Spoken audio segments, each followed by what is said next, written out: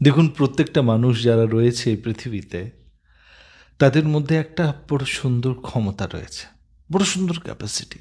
যেটা হচ্ছে যে কোনো মুহূর্তে আমরা যখন এই ভিডিওটা করছি, আপনি যখন এটা শুনছেন, যে কোনো মুহূর্তে আমরা সবাই জীবনের সবথেকে শ্রেষ্ঠতম কাজ করে নিতে পারি। আর এটারও বড় প্রবল সম্ভাবনা রয়েছে যে জীবনের সবথেকে খারাপ কাজও করে নিতে পারি। আর এই যে ক্ষমতাটা রয়েছে, এই ক্ষমতাটা আমাদের সঙ্গে জন্ম হওয়ার পর থেকেই রয়েছে। আর যাবে যখন এই শরীর চলে যাবে তখন। এবার প্রশ্ন এটা উঠছে যে সব সময় আমরা করি কি? নিজের ক্ষমতাটার কি ইউটিলাইজ করি? অনেক সময় আমরা ভাবি যে আমরা জানি যে আমরা কিছু দারুণ করে যেতে পারবো, কিন্তু এখন সময় আসেনি, আমরা করি না। আর কিছু মানুষ জানে যে আমরা সব থেকে খারাপ করে যেতে পারবো, আর তার জন্য করেই যাই। আর তখন আমরা বলি যে মানুষগুলো বড্ড খারাপ, এদেরকে আটকানোর জন্য ভালো কাজ কেউ করছেই না। আপনি তো বসে রয়েছেন, আপনি তো সময়ের অপেক্ষা করছেন, আর তারা সময়ের অপেক্ষা করছে না। তো এই যে মনের দ্বন্দ্বটা চলে, এটাকে বলে মানস রোগ। মনের মধ্যে একটা এইরকমের রোগ, যেটা দিনকে দিন বৃদ্ধি পাচ্ছে বিভিন্ন রকমের বিচারকে ক্যালকুলেশন করে।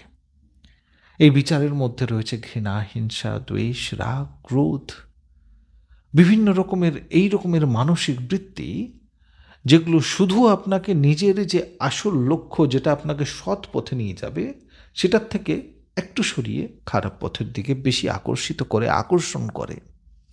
ভালো পথের লাভ আপনি জানেন, কিন্তু ভালো পথে চলার জন্য ক্ষমতা আপনার নেই। আর খারাপ পথে যাওয়ার যে কনসিকুয়েন্সেস আছে, যে দুর্ভাগ্য রয়েছে, সেটা আপনি জানেন, কিন্তু চলার পথ বড় সহজ।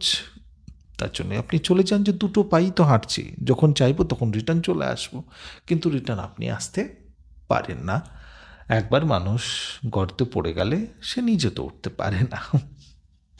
যাই হোক, তো আমাদের মনের মধ্যে যে এই রোগ রয়েছে, এই রোগের জন্য যে আমাদের আজকের এই অবস্থা, যে আমরা জানি তো যে আমরা ভালো করতে পারবো, কিন্তু ভালো করতে পারি না, এটাকে আমরা দূর কি করে করব? বাবা লোকনাথ বলছেন, তুই যখন মনের মধ্যে এরকমের ভাবনা জন্ম দিয়ে দিয়েছে যে আমি করতে অনেক কিছু পারবো, কিন্তু এখনো সময় আসেনি, মনের মধ্যে যখন এরকমের ভাবনা জন্মই দিয়ে দিয়েছে যে আমি জীবনে অনেক বড় বড় কাজ করে নিতে পারবো, কিন্তু এখন এটার জন্য বড় সময় রয়েছে, তখন জেনে যা যে তুই ভুল পথে রয়েছিস।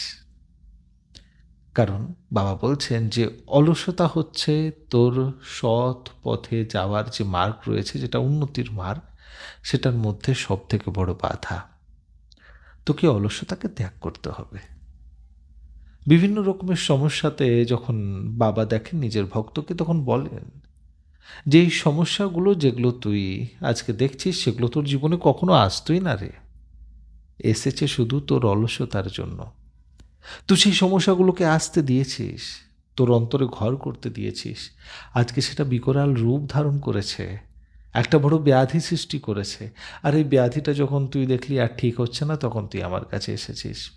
আজকে আমি তোকে ঠিক করে পাঠাচ্ছি, কিন্তু আবার যদি তুই কর্ম না করিস, অলসতাতে বসে থাকিস, তাহলে আবার সে বিকার তোকে ধরবে।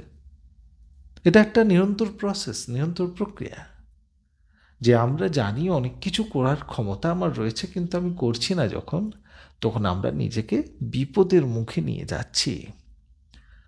আমাদের ভগবান শ্রীকৃষ্ণ অর্জুনকে বলছেন যে হে কন্তাই, অলসতা ত্যাগ করো। জীবনে যদি তোমাকে সেই জিনিসগুলোকেই পাওয়ার আছে, যেগুলো স্বপ্ন তুমি অনেক আগে দেখেছ, যে নির্ণয়গুলো তুমি নিয়েছো, যে এগুলোকে এরকম করেই আমি শেষ করব, এরকম করেই আরম্ভ করব, তো সেই নির্ণয়গুলোকে নেওয়ার জন্য এবার প্রস্তুত হও, প্রশস্ত হও। ভয় করো না, আমি সঙ্গে রয়েছি। আর ভিতরে যার ভয় বাস করে, সেখানে আর ভগবানের স্থান থাকে না। বাবা লোকনাথ বলছেন, ভয় আর ভগবান একসাথে থাকেন না। ভগবান থাকলে চিত্ত বড় মজবুত হয়, শক্তিশালী হয়। চিত্তের মধ্যে আর অন্য কোনো চিন্তা থাকে না, ভয় শুধু একজন, আর থাকে ভগবানের ভয় থাকে, যে ভগবান দেখছেন আমি কোনো খারাপ কাজ করব না। মানুষ এই সুন্দর সুন্দর জিনিসগুলোকে নিজের জীবনে আনতে পারে না। কিছু মানুষ এনে নেয়, রাখতে পারে না।